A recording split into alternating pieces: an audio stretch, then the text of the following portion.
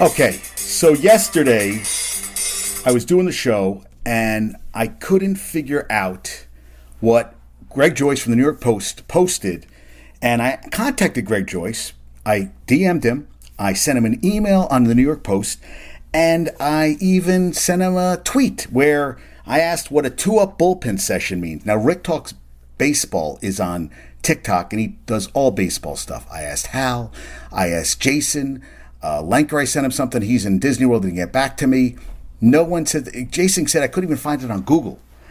So one guy there's a site on Facebook. He responded to me. Everybody, there was a picture I had of a guy with legs up, and I said, dude, the reason why I put it up because these are baseball people, and I want to know what they thought. So he thinks it could be throwing a simulation game, just 2 innings, throw an inning, sit, throw another inning.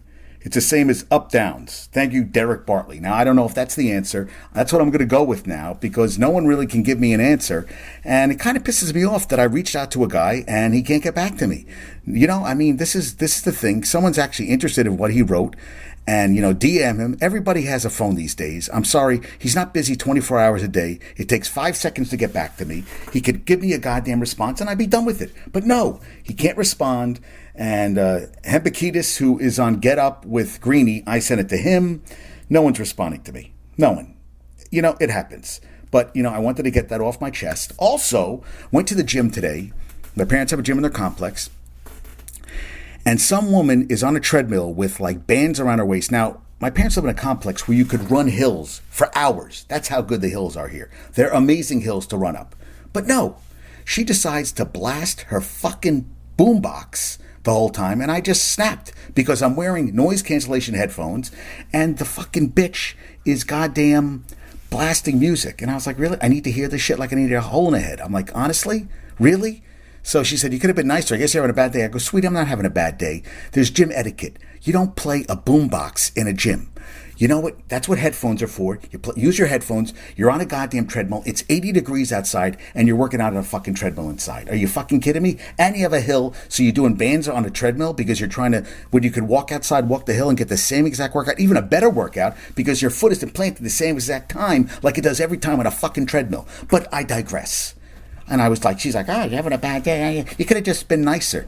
I shouldn't have to hear you through my noise cancellation headphones. I reached hip. I couldn't believe that this woman is blasting a boombox on a treadmill when you have technology today to put on some fucking headphones. All right, I'm done. See, that's what I do here. I vent, I get it out, and I move on. So DeMar DeRozan's daughter, DR, she was at the game last night. Bulls beat the Raptors 109-105. They're trying to become the first 10 seed to make it out of the play-in tournament, which I think is just a dumb fucking thing. I don't think it adds anything. I think it just extends the basketball season even longer. I mean, come on, really? You need to, so why not? The 10-team wins and we're going to be all excited? Or we should do this every year? Give more teams an opportunity to get into the playoffs? You have enough teams. 8 teams into the playoffs is enough. You don't need to add more. NFL added more. Everybody, it's diluting the product. So the thing about her was DR, she screamed every time they shot a free throw. And her dad, DeMar, was saying how he was, he said somebody missed, and I looked back, and I was like, damn, that's my daughter screaming. And Toronto came in shooting almost over 78% from the free throw line, 18 for 36.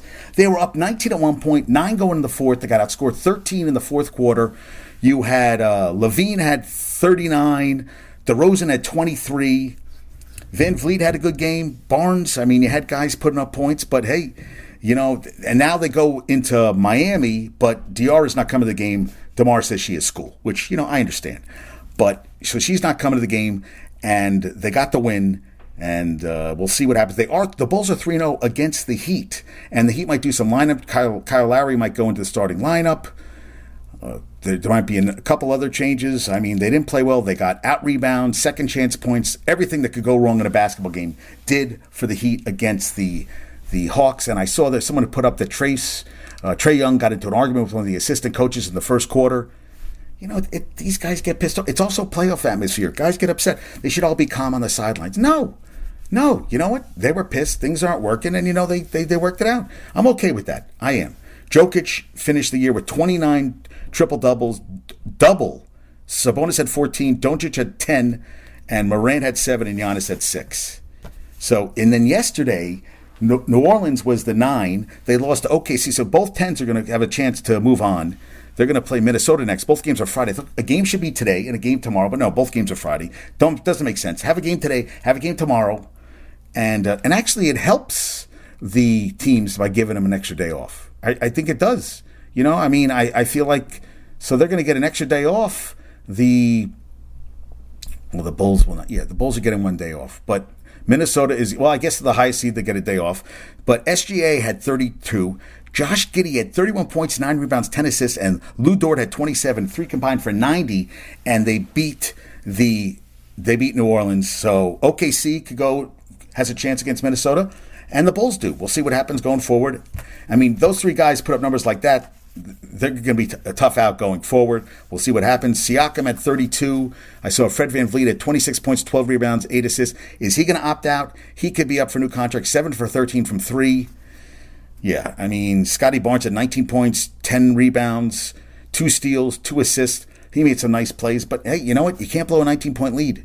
And I think Nick Nurse is gone. I don't like. They used to wear like suits. I don't like. But the Raptors had on a black sweatshirt that they were fugly, man. They were really, I mean, he looked like a slob. And you know what? If you're going to be a coach and you got this huge gut, you know what?